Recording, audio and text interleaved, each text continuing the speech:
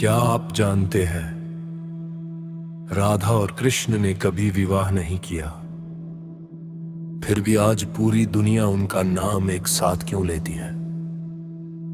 आखिर ऐसा कौन सा प्रेम था जो विवाह से भी बड़ा बन गया? आइए सुनते हैं राधा कृष्ण की एक अद्भुत और हृदय को छू लेने वाली कथा।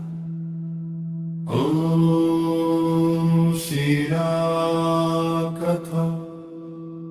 वृंदावन की पवित्र धरती, यमुना का शांत किनारा, कदम्ब के वृक्ष और दूर से सुनाई देती बांसुरी की मधुर धुन। जब भी कान्हा अपनी बांसुरी बजाते, पूरा वृंदावन जैसे थम जाता। गायें चरना भूल जाती, पक्षी चहचहाना छोड़ देते और गोपियां उस मधुर स्वर की ओर खिंची चली आती। लेकिन उन सभी में एक नाम सबसे अलग था, राधा। राधा के लिए कृष्ण केवल एक ग्वाला नहीं थे, बल्कि उनके प्राण, उनकी भक्ति और उनके अस्तित्व का आधार थे। एक दिन राधा ने मुस्कुराते हुए कृष्ण से पूछा, कान्हा, यदि एक दिन तुम मुझसे बहुत दूर चले गए तो क्या तुम मुझे भूल जाओगे?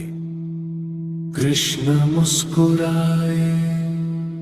उन्होंने अपनी बांसुरी होठों से हटाई और बोले, राधे, जिसे हृदय में बसाया जाता है उसे कभी भुलाया नहीं जाता।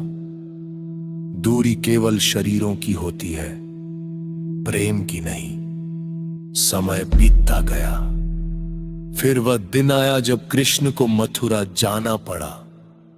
पूरे वृंदावन की आंखें नम थी, राधा कुछ नहीं बोली। उन्होंने बस दूर खड़े होकर कान्हा को जाते हुए देखा। कृष्ण ने जाते जाते एक बार मुड़कर राधा की ओर देखा। उस एक नजर में हजारों शब्द थे, वचन थे और अनंत प्रेम था।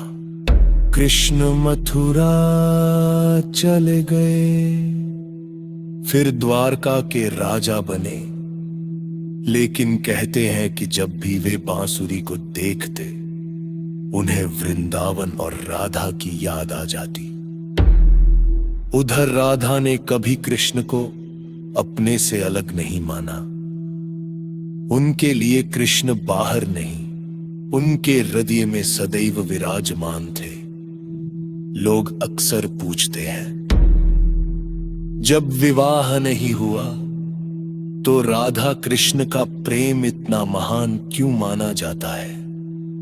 क्योंकि उनका प्रेम किसी रिश्ते, अधिकार या बंधन पर नहीं टिका था। वो था, वह प्रेम था जहां स्वार्थ नहीं था, जहां अपेक्षा नहीं थी, जहां केवल समर्पण, विश्वास और भक्ति थी। इसीलिए आज भी दुनिया राधे कृष्ण एक साथ कहती है। कृष्ण का नाम राधा के बिना अधूरा लगता है, और राधा का अस्तित्व कृष्ण के बिना। हर सीख सच्चा प्रेम पाने का नहीं, निभाने का नाम है।